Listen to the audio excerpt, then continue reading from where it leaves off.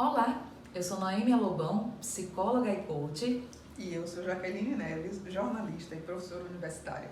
E hoje, já que nós vamos falar sobre a ansiedade, aquela gasturinha que a gente sente quando vai falar em público. Quem nunca, né? A gente falou nos outros vídeos sobre ansiedade em si, a gente falou sobre comunicação e aí a gente vai afunilar aqui para falar sobre esse momento que para tanta gente é tão difícil de colocar em prática, de executar, porque falar em público gera desconforto, é um gatilho de ansiedade, sim. E aí, como é que as coisas funcionam, né? Se expor é muito difícil, porque eu acredito que por trás dessa exposição vem uma série de sentimentos. O que é que as pessoas vão pensar de mim? Será que eu estou sendo ridícula? O quanto isso vai me colocar numa situação de vulnerabilidade. Então, assim, por exemplo, antes da gente começar o projeto, né, gravar os vídeos, nós pensamos muito, nós estruturamos muito, exatamente porque a gente também tem um pouco dessa ansiedade, um pouco dessa questão, né? E aí, o que é que o pessoal vai pensar? E como as pessoas vão receber? Poxa, a gente quer muito que goste, então por isso dê like, viu, gente? Dê like pra gente saber que vocês estão gostando.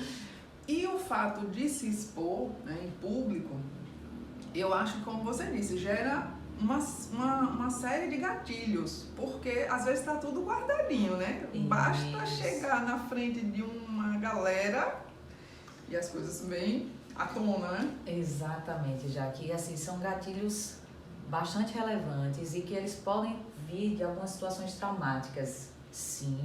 E aí a gente tem algumas nuances, né? A gente tem essa ansiedade, o nervosismo, né? Por falar em público, por estar se expondo, como você colocou, mas a gente também tem um pouquinho mais que é a fobia de falar em público, que é algo patológico, é a chamada glossofobia. É quando você realmente tem esse medo patológico de estar exposto, falando em público. É quando você paralisa, é quando as ideias não ficam conectadas, é quando você engancha É quando e não você não sai, fala mesmo. e não fala gente. mesmo. E parece que parece que as palavras estão soltas na mente e você não consegue conectar. E aí eu vou fazer um parênteses, eu já passei por isso, apesar de nunca ter tido muito problema em falar em público, mas na minha apresentação do TCC na universidade, na graduação, eu estava muito nervosa mesmo, não chegou a ser uma fobia, mas foi algo muito potencializado naquele momento. Ficou na beirinha, né? Porque ele não se manteve, mas naquele momento eu tive um pico de nervosismo, de ansiedade, de medo mesmo, real, de estar naquele momento. E eu não consegui conectar as frases. Para minha sorte, tinha a apresentação, que aí eu não vou dizer aqui, vai entregar a minha idade, mas enfim, era na época ainda do projetor, não era nem slide, então já tem um tempinho. E aí tinha os tópicos e eu basicamente citei. Eu não consegui discorrer sobre o assunto. Eu mencionei tópicos, não por nada, porque eu não conseguia conectar as frases. Eu falei frases soltas. Era isso, aquilo, isso aqui também. Solto, não havia conexão, porque eu realmente estava extremamente nervosa.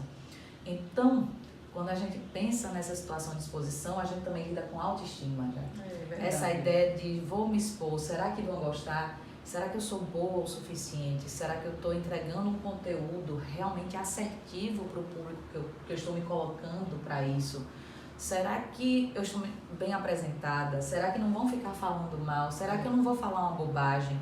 Então são os gatilhos que trazem insegurança e que aí vem esse volume, né? Essa coisa mais forte e que pode gerar algumas situações bem desagradáveis, como um mal-estar até físico, um desconforto estomacal, uma sudorese excessiva, um tremor nas mãos, a fala também trêmula, um tique, eu tô aqui assim, ó.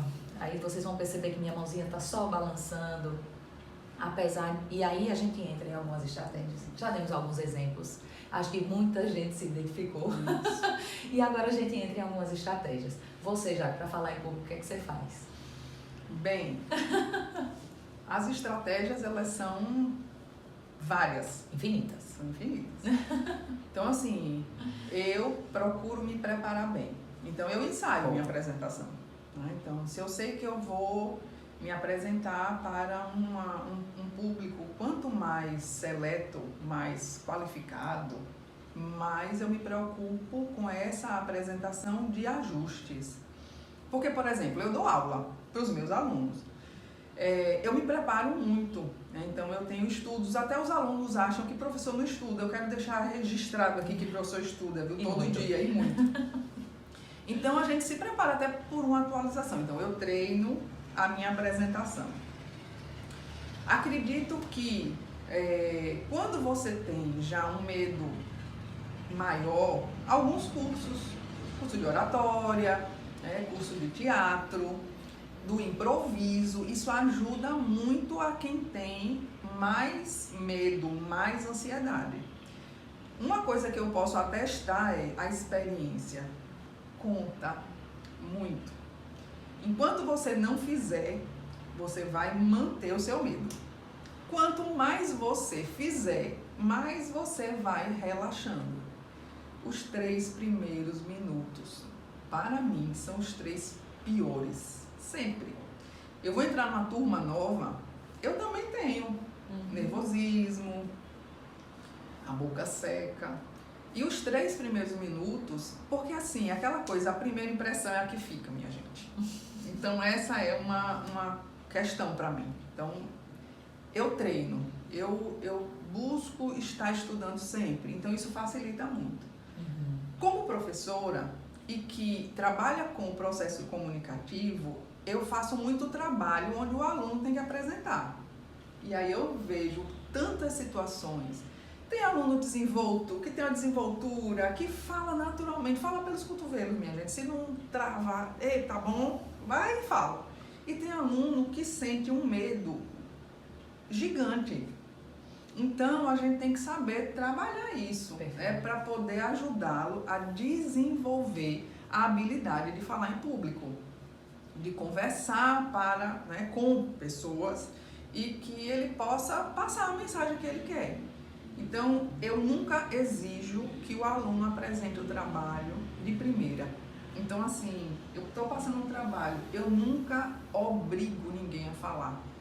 Eu solicito, eu convido, eu até ponho uma pontuação para um estímulo, mas eu vejo que quando você faz a coisa muito forçada, pegar aquele aluno e você obrigar, a gente não sabe se aquela pessoa tem uma real fobia.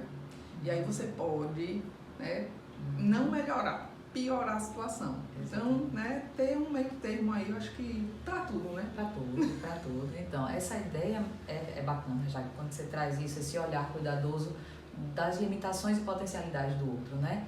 É o todo. O aluno na graduação, ele está ali se preparando para o mercado de trabalho, ele está se preparando para outras e outras exposições. Então, que bom que ele também possa reconhecer que ali ele está tendo uma oportunidade de treinar.